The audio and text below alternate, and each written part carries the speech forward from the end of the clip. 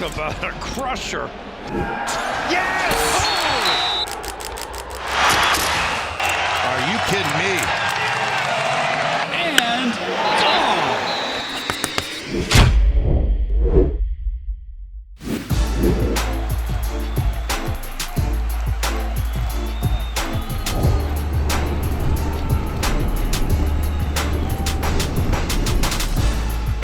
Welcome back to the Schoolyard Sports Podcast. I'm the host of this podcast, Lane Frank. We're in episode 132. Yes, we're 132 episodes through, and I got action-packed episode planned for you. We're going to talk about MLB. We're in the month of August, obviously the playoff race, heating up, NFL preseason, rolling right now, college football starting this month, and a little bit of soccer news as Premier League and La Liga, really the whole soccer world kicking off this week. Let's hop into it for an action-packed episode 132.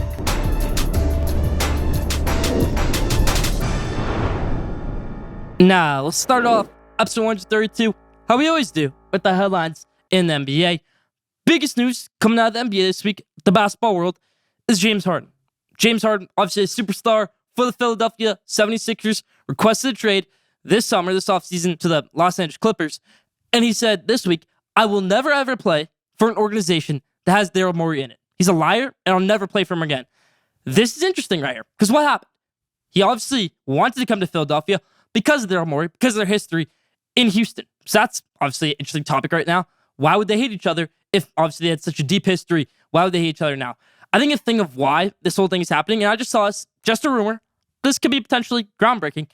Last offseason, when James Harden took that $35 million pay cut, whatever it was, kind of shocked everybody, and they said, dang, I never really saw James Harden to be a guy to get that big of a pay cut for his teammates. They said Daryl Morey told him to do that, and he promised him the mega max the next offseason. Maybe James Harden didn't get that mega max contract, and now he's stuck with that regular contract. Some people can call that business, NBA would refer otherwise. Happened with Minnesota Timberwolves back in, I think, 2002, and they were handed the largest fine in NBA history. So if that's the case, that's either bad business, good business, whatever you want to call it, or it's NBA's fault. James Harden will be out of Philadelphia 76ers uniform, it looks like. Or Daryl Morey. Never know. I would love to see James Harden and Joel Embiid in a Nick Nurse offense. I saw Joel Embiid also remove the 76ers from his bio, so all could be blowing up in Philadelphia right now, but that's just a small topic.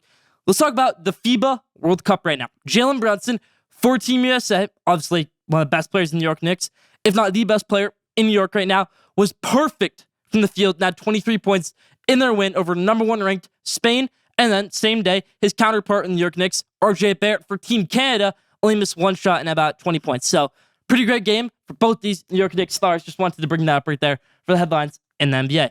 Let's move to the MLB, where we had another action-packed week. Max Scherzer, former Cy Young, got traded from the New York Mets to the Texas Rangers after a rocky little start to the season, and he has an almost perfect game with Texas Rangers. 7 innings, or 1 hit, 11 strikeouts. That's vintage Max Scherzer for you. And he didn't seem too happy. That's kind of also a vintage Max Scherzer. Is this just a bloop, or is he finally getting his stride back after being traded away from New York Mets? Atlanta Braves, this is the best team in baseball. And there is no debating on that. Matt Olson, maybe the best player in baseball this season. Maybe better than Shohei Ohtani. That's not that wild to say. Most home runs in the MLB. Ronald Acuna Jr., also maybe the best player in the NL over Matt Olson. You got a great catcher in Sean Murphy. Great pitching. Beat up the New York Mets 21-3 with Nicky Lopez in the mound in the 9th inning, and the Mets still couldn't score. They obviously dropped that last game, New York Mets on Sunday Night Baseball, but still, this Braves team is rolling at an exceptional rate. I'm excited to see what they can do for the rest of the season. Can they win another World Series, their last one dating back to that 2021 season over Houston Astros? Astros also looking like a top 3 team in the MLB right now. A team I want to talk about right now that has kind of fallen off the brink is the Arizona Diamondbacks. This team was in first place of the NL West. First place in the division that has the Padres, massive payroll. Giants, massive payroll. Dodgers, massive payroll. Rockies are about nothing right now. But Arizona Diamondbacks, they were rolling at one point. Now Corbin Carroll falling off a little bit. They just DFA'd their catcher, so that's a little bit interesting right there. Diamondbacks just DFA'd their former All-Star catcher. Carson Kelly kind of seemed to fall off the brink of the earth after a few good seasons in Arizona. He was their last piece from that Paul Goldschmidt trade, so obviously that trade was a failure for the Diamondbacks. Looked like a success for the Cardinals. Wins MVP last year. Looks like they're going to have a great playoff round. Well, they lost first round of playoffs. This season, maybe they can do something. No, they're one of the worst teams in baseball, but still, Diamondbacks falling off the brink. Don't forget about that. Last part of the headlines right here in MLB. New York Mets. New York Mets, there's still a glimmer of hope in there. A glimmer of hope. And I'm optimistic, New York Mets fan, because this team still has all-star, perennial all-star, Francisco Lindor. Perennial all-star, Pete Alonso is getting healthy. Future all-star, Francisco Alvarez. All-star, Kodai Senga, and a terrible pitching rotation after that, but bullpen, not terrible. Rest of the schedule for the New York Mets is pretty darn easy. I want to see what can happen. I'm not going to say anything. I'm not going to say, hey, we're going to make the playoffs. I'm just going to say, pretty darn easy schedule for the rest of the season for the New York Mets. Let's move to the NFL. Joe Burrow, really still no update on him, so let's see how that progresses. Zach Taylor said, when I said several weeks ago, it's still several weeks for Joe Burrow. Dalvin Cook and Ezekiel Elliott both get signed this week, both in the same day, both around the same hour, you could say. Ezekiel Elliott to the Patriots, I like that move, and Dalvin Cook to the Jets. You can never have enough running backs. Smart moves by both these teams. Trey Lance still looking like a horrible quarterback in my eyes. I thought Atlanta would be good for him if he got traded there. Don't know if that will even help them out anymore. And Zach Wilson, Atlanta, still the perfect situation, but maybe give him 1 more year with Aaron Rodgers. But Trey Lance, this guy looks horrible. Throws an interception in the end zone that luckily gets dropped into his receiver's arm. So you could say, oh, no interceptions, 1 touchdown, he's playing great. No, it was a horrible throw, horrible decision. You're playing against preseason DBs, so they're probably around 7th round undrafted type of picks. And this guy drops it, goes into the arms of his tight end, Charlie Warner. So a little lucky right there about Trey Lance. That's about for the headlines in the NFL. Let's move to college football. AP poll dropped this week, and Alabama is not a top 3 team, and Michigan is ranked over Ohio State for the first time in the Jim Harbaugh era. Georgia, still number 1. Let's move to soccer to end out our headlines. Harry Kane left Tottenham Hotspur after being there his whole career. Never won a trophy there, never really accomplished any team success. Could have been the all-time Premier League scorer if he stayed in the Premier League, went to someone like Man U, maybe another club, West Ham, but left Tottenham to go to Bayern Munich over in Germany. I consider this move a sellout by Harry Kane by all means, and I truly mean that. You could have been the greatest Premier League player ever, stayed in England, still been that hometown hero. Now you're selling out to go to a farmers league in Germany. That's what they like to call it. You know, they used to call the NBA a plumbers league. That's what they like to call it over there because his team just wins it every year, 11 straight years. So I don't get it with Harry Kane. That's about the headlines this week. Leave your thoughts in the comments.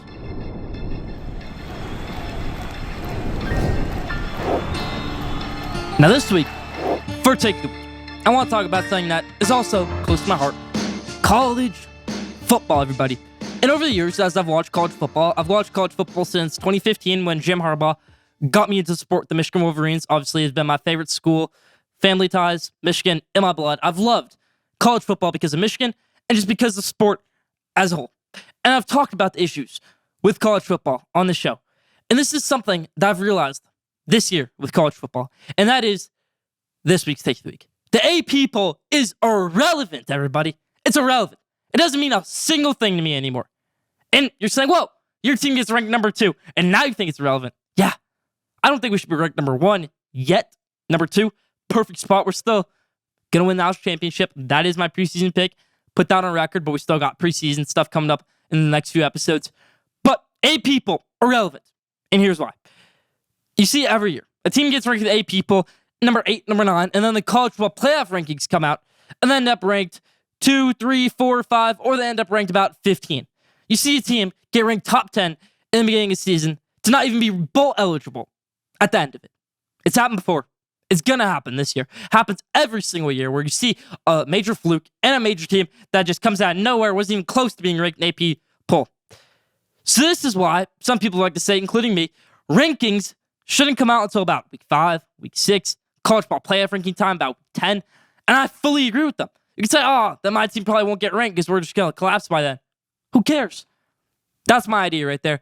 A perfect example. 2021, Cincinnati, they made the playoff. They were ranked number 2 in the AP poll, and when the first college ball playoff rankings came out, they were number 6. Yes, eventually they got to the playoff, but they were number 6. Oklahoma in 2021, I think they were about number 4 in the AP rankings, and they ended up being number 10 in the first college ball playoff rankings. College ball playoff committee knows more than the AP poll. That's what I'm going to say right there. Take of the week. AP poll, irrelevant, everybody.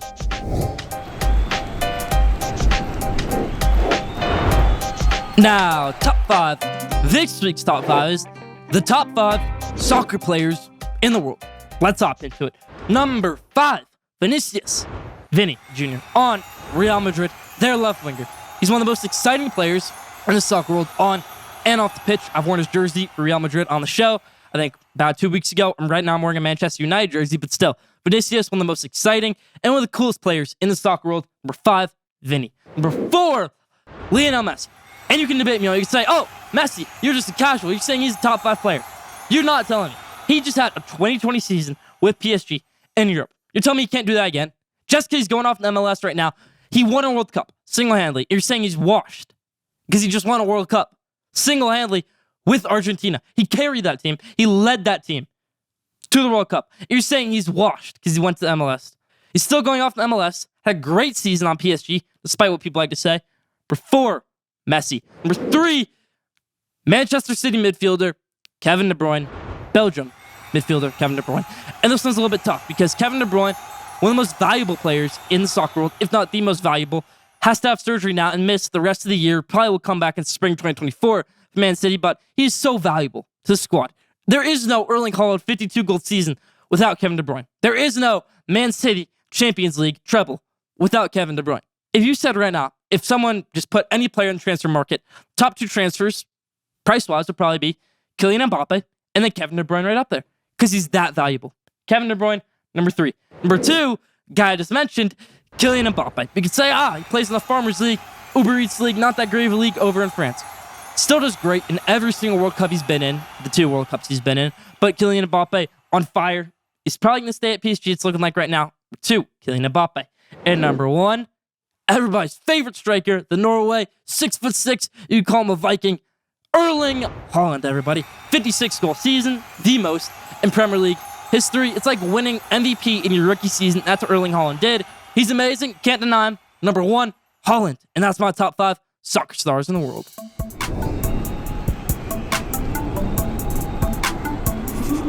Now, did you know? When I'm thinking about these Did You Knows, I always find something interesting. I think about what should be the sport for Did You Know this week? Should it be baseball? Should it be football? Should it be basketball? This week I had a tough time picking that. So I landed on baseball. And I saw this really interesting fact that can kind of deal with today's game. The longest game in MLB history was 25 innings in 1984 between the White Sox and the Brewers.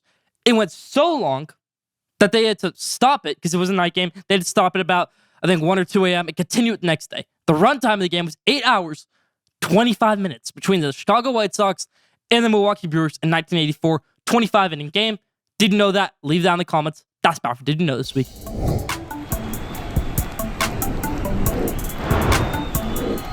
Now, my spotlight for this week is on nobody but James Harden, everybody. James Harden, Philadelphia 76ers guard, who everybody seems to love or hate nowadays. Had a great career in Houston, went over to Brooklyn, didn't work out there. Now he's in Philadelphia. Is it even working out there? We don't know. James Harden said in China on his press tour, said, I will never play for Daryl Morey. He's a liar. I'll never be in his organization again. So what happened? We talked about that in the headlines. Go watch that if you haven't seen it. But let's talk about James Harden right now. Because what do you want? Do you want to win a championship? You have no championships. Do you want to win MVP? It doesn't seem like it. He really doesn't have a thing going for him right now. I think the only thing I would go for him is if he stayed with the Sixers. Stayed with Embiid. Well, that's an issue right now with Embiid. Removed everything from the Sixers in his bio. They have issues. I think they have Daryl Morey suit up for this season. I don't know. So, James Harden, obviously issues right now. Do you want to go to the Los Angeles Clippers? Can you win a championship with the Clippers? Where you have yourself, Kawhi, and Paul George? That's a question. Do you want to go to maybe the Lakers? That's an interesting component. I don't know where you fit in right now, James Harden. I think the best case for you, go play in that Nick Nurse office, try to win a championship. Just trust me. I know you're not listening to me, 15-year-old Lane Frank from Squared Sports Podcast. But still, James Harden, make the right choice. Don't leave the Sixers. I just want to know what's going on. James Harden Spotlight. That's about it.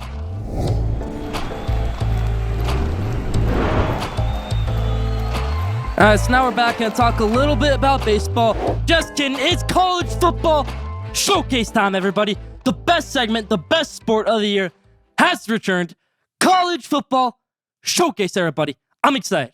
Audio listeners, if you're listening with headphones right now, I'm sorry, but I'm going to get excited for college football season.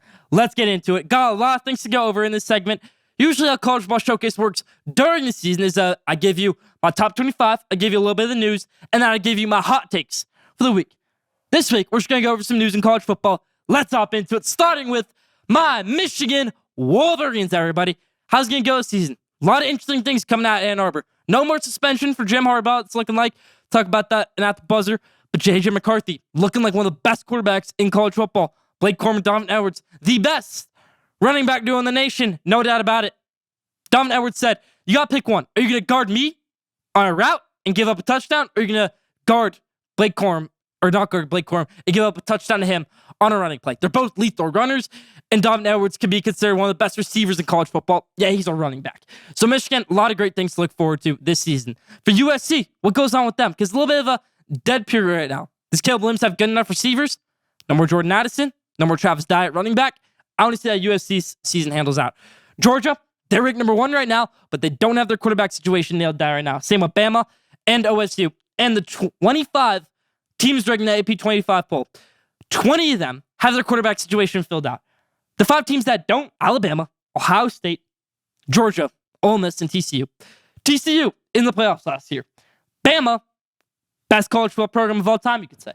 Ohio State in the playoffs last year, and Georgia, reigning as champion. Ole Miss, we don't care about too much, but those 5 teams, that's very crucial, because these are some of the best teams in college football, and that's interesting to me, especially Alabama, Ohio State, and Georgia. Gotta get that quarterback situation nailed down. I like to think of it as, if your quarterback's not a top 3 player in your team, you're not winning a championship. And I still believe in that. I believe in it with the Dallas Cowboys and Dak Prescott. So, Alabama, Ohio State, and Georgia, that's their main issue right now, the quarterback situation. That's about College Football Showcase this week, going over some of the news in the best sport in the world, college football. Best time of year is coming up, everybody. College football. Thanks for listening.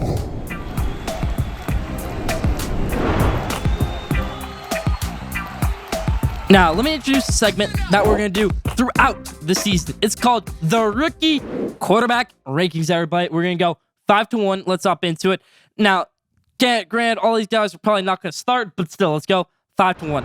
Number 5, Stetson Bennett. And so far, Stetson Bennett has had the best preseason of every quarterback that was drafted. He and Andy Connell have been going off, but these guys are not going to start. They already have their starters. They have Matthew Stafford, and they have Jimmy Garoppolo over in Las Vegas.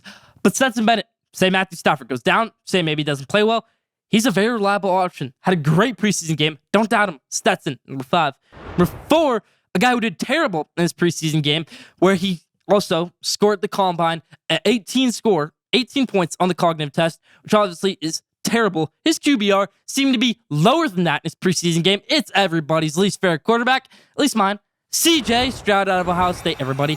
I said on the radio that I go on every week, ESPN 600, go tune in there, download the app every Thursday on.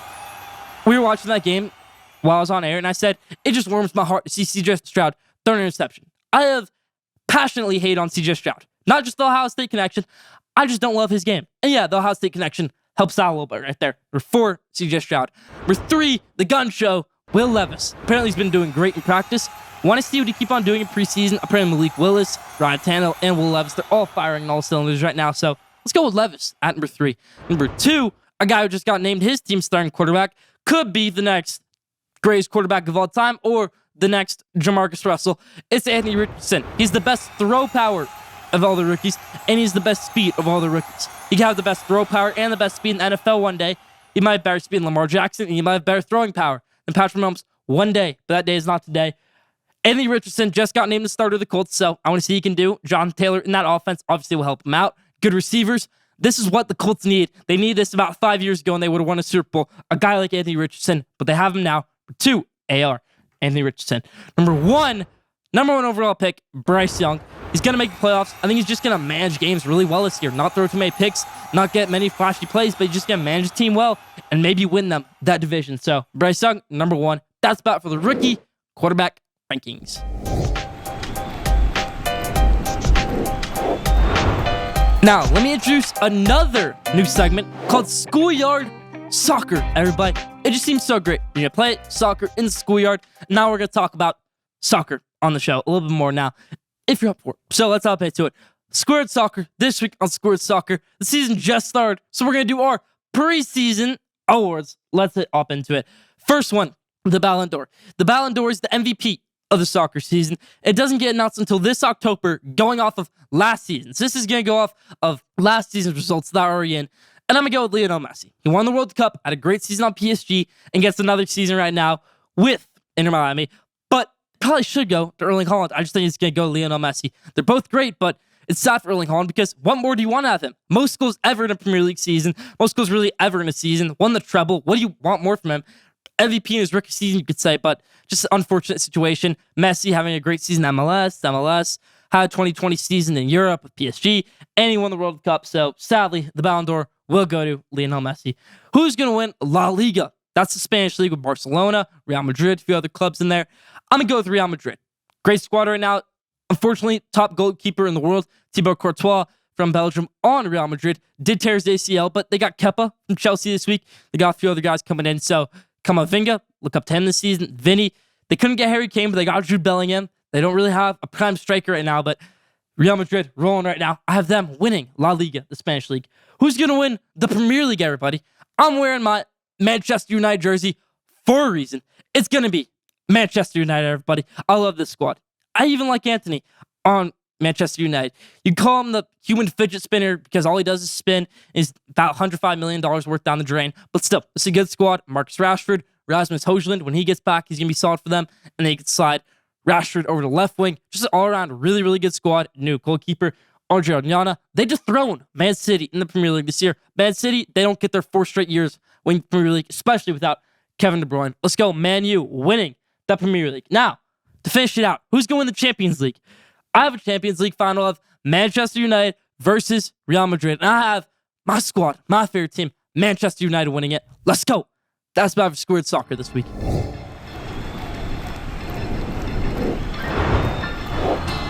Now, at the buzzer, I previewed it a little bit over in Clutch Ball Showcase. I said it would be about my Michigan Wolverines and Jim Harbaugh. So let's talk about it. A lot of things going on with the Michigan program right now. It was said that Jim Harbaugh was going to serve a 4-game suspension.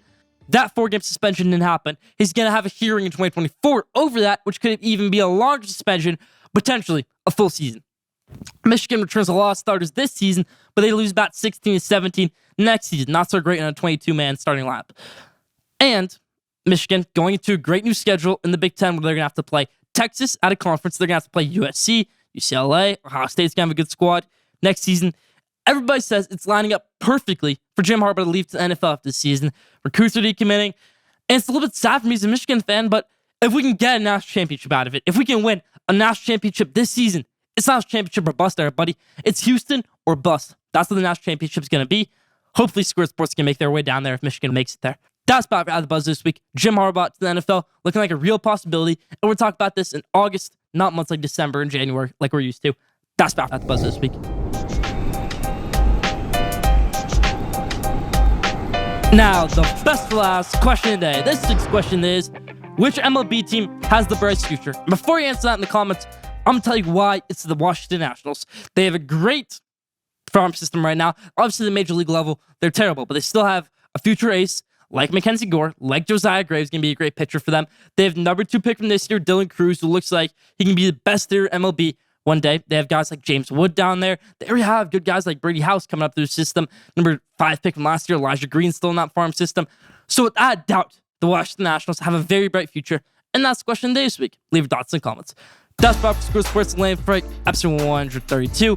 Thank you for tuning in. Follow Square Sports on Instagram, @SquareSports. Follow Square Sports on Twitter, @SquareSport. Don't forget to subscribe, rate, and review for the best sports content in the game. We'll be back next week, episode 132. Stay tuned.